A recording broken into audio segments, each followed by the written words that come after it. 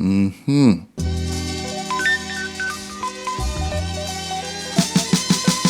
Although this is my second time making focaccia, I can safely say this is one of the most delicious things I've ever made. This savory, spicy and buttery twist on a classic Italian bread will earn you some stripes from your friends and family. Trust me, you will have them going, It literally is that good and fairly simple to prepare. There's only one thing to be wary of. This recipe calls for a considerable amount of olive oil.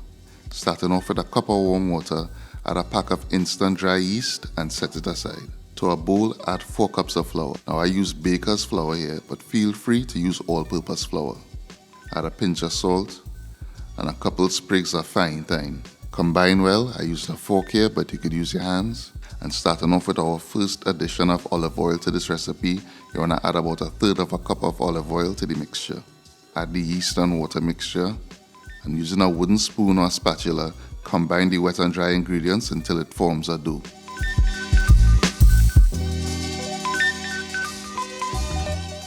As soon as the dough comes together, you want to go in with your hands and knead the dough for at least 8 to 10 minutes.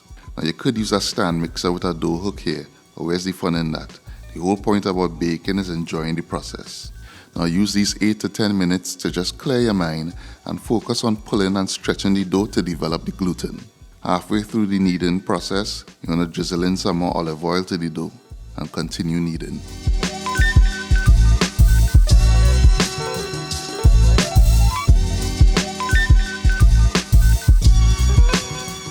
After 8 to 10 minutes, your dough should be perfect.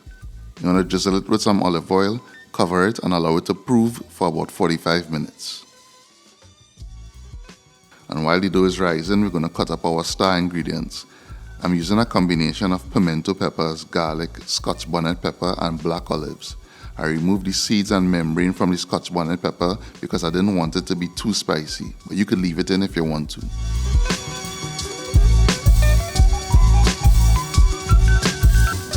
After 45 minutes, our dough has risen. Now for the other fun part. You want to grease a baking tray or use parchment paper and sprinkle some cornmeal on the base. You want to flatten the dough to get it as close to a rectangular shape as possible.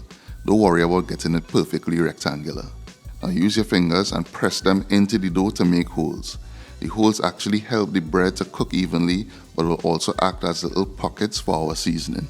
You want to place your slivers of garlic and slices of pimento, olives and Scotch bonnet pepper into the holes. Season with salt and black pepper. You want to add a few sprigs of thyme on top, drizzle it with some olive oil. You want to cover that with a damp towel and allow it to prove for another 45 minutes.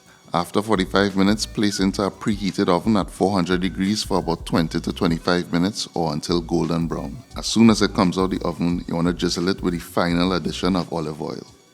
Now, I know you're going to be tempted to jump right in, but allow it to cool and then cut and enjoy. This garlic and pepper focaccia is an instant favorite for me, and I hope it will be a favorite for you as well. If you try this recipe, please leave a comment below and let me know if you liked it. Look out for the full recipe on eatahfoodtt.com and don't forget to like and subscribe. Thanks for watching and I'll see you in the next one.